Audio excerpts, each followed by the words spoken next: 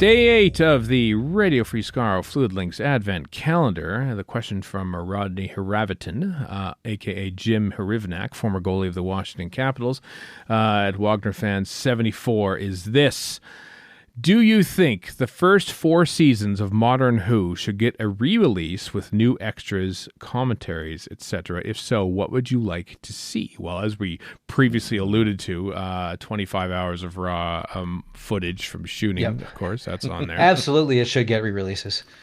Upscaled somehow. I've been hanging my hat on a comment from Chris Chapman at whatever Gallifrey one that was like 2 or 3 years ago, thinking that he wants to, once they're done all the classic ones, to do newer box sets for the modern series. Be that 15, 20 years from now, maybe, but still. I would love to see their documentary and Ledger Domain put to good use on the older new stuff. Because it's classic now, that stuff. That's I know, old. But I mean, stuff like Czech Lies and Videotape and the 8-Year Itch or whatever it's called. The one about making of the TV movie, 7-Year Itch. Yep. That was fantastic. I'd love to see those guys tackle that. I'd love to see Toby Hadoke tackle it with people who are still alive. That'd be great. Yeah. Like Finding Mal Young or something. Or exactly, yeah. So he's not as obscure as all that, but maybe he is in Doctor Who history, maybe, someone who sort of shows up at the very beginning of the modern series and then just sort of departs, yeah.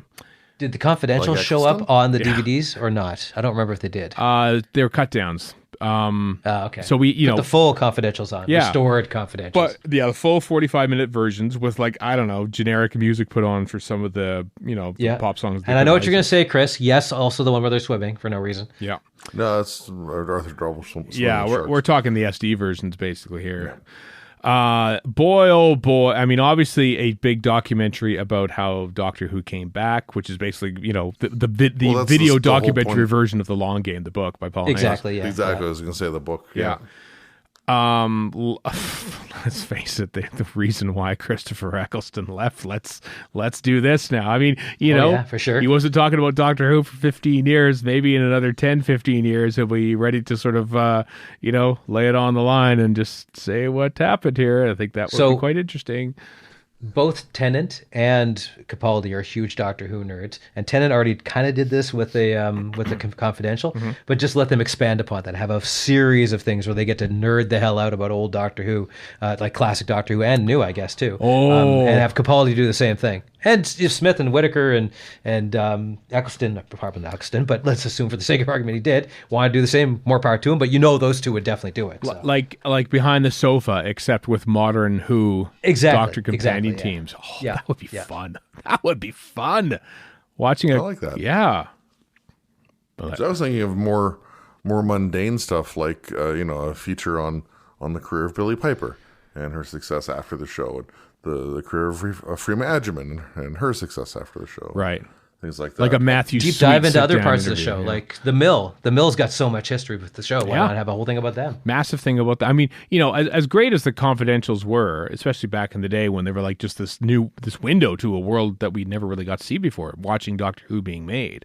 I think you could do a ton of like making of each story. Like we don't really have the making of each story. We have let's focus on a scene or two from this story, and then let's face it, Doctor Who Confidential is more of a promotional piece than a totally. document. But it was still fun to watch. Yeah, very still. But or things on the unmade episodes that were considered and scrapped for whatever reason. Oh man, there is so much material to mine on those. So much.